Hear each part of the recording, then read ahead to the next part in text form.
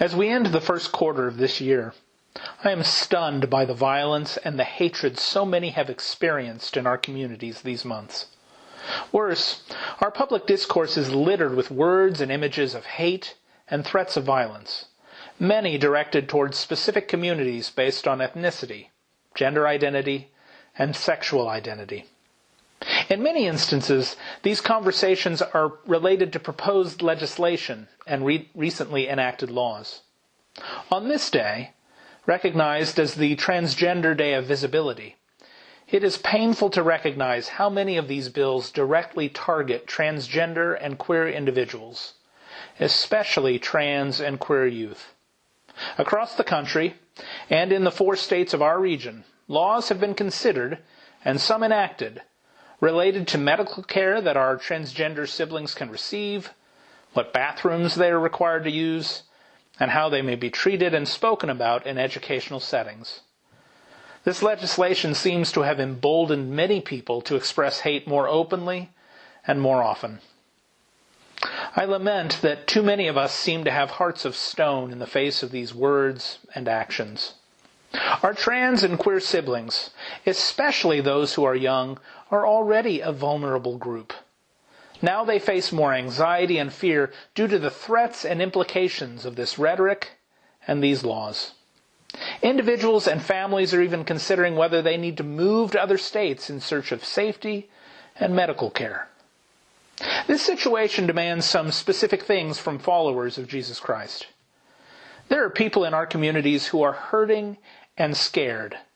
Some are members of our own congregations. Some are friends and family members. Some we don't know yet. We must find ways to share concern and compassion with them.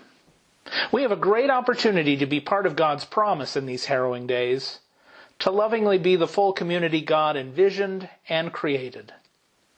With such deep hurts and fears, including some exacerbated by people of faith, we likely need to share our compassion and love multiple times in a variety of ways.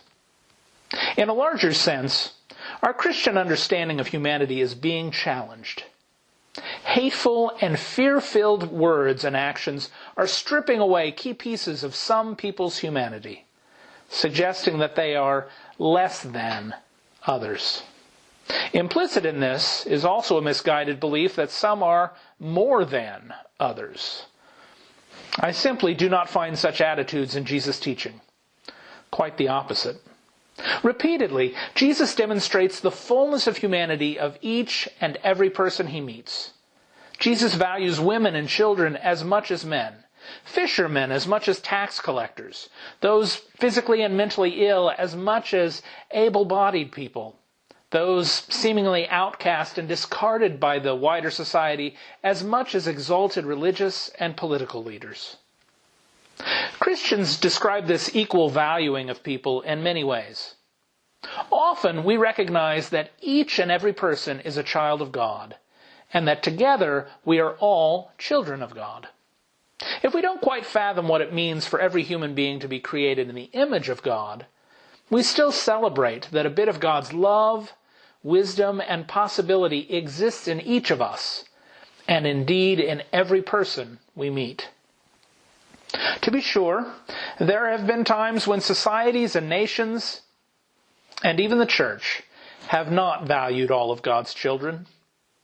But many people of faith have strived to better live into God's dreams for us. Over the years, the General Assembly of the Christian Church Disciples of Christ has frequently expressed ways for the church to value the God-given humanity of everyone, including multiple resolutions in the past decade. Most recently in 2019, General Assembly Resolution 1929 explicitly called for the church to live out this fully by fully welcoming and receiving the gifts of transgender and gender-diverse people.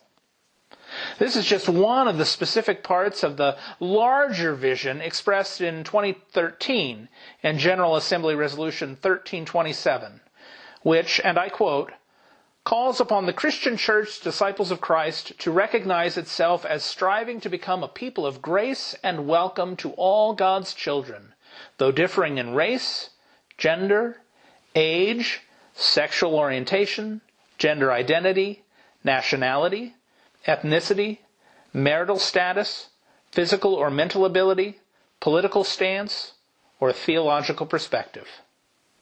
End quote. This larger vision explicitly recognizes a key part of our heritage. We do not always agree with one another on every issue. I recognize that not all of us agree politically or theologically, including about some matters related to sexual identity and gender identity. Still, we covenant to find unity in things that are essential and charity in things that are not. What is essential here?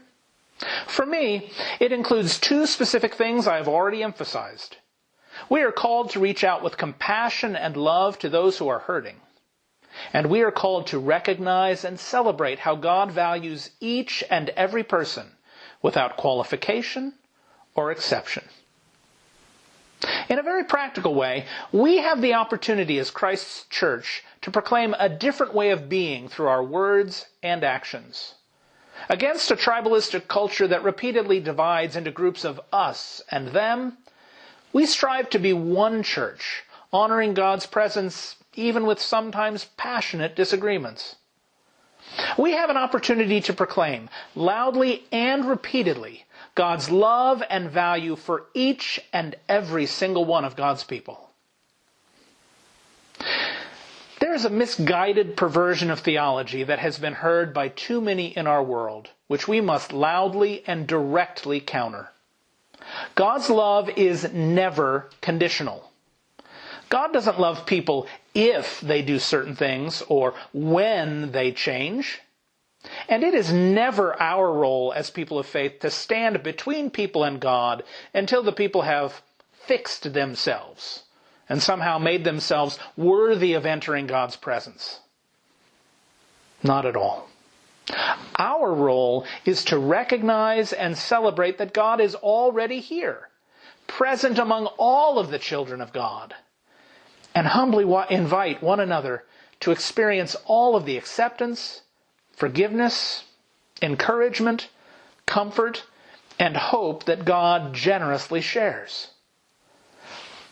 In short, God loves. God loves. In this season, against the cacophony of other voices, we explicitly say, God loves trans people.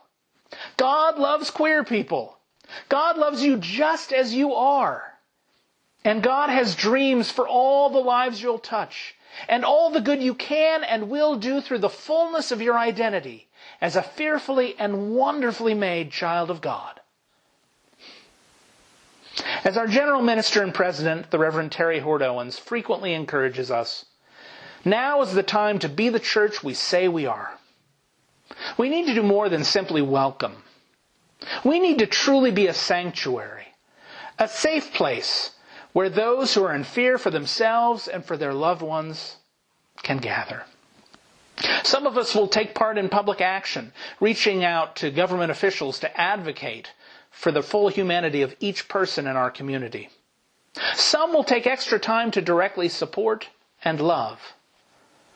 I hope that all of us, true to our tradition as the Christian Church Disciples of Christ, will gather at the Lord's table without exclusion, praying together, serving and being served by one another, recognizing Jesus in our midst, and striving to keep His great commandment to love one another.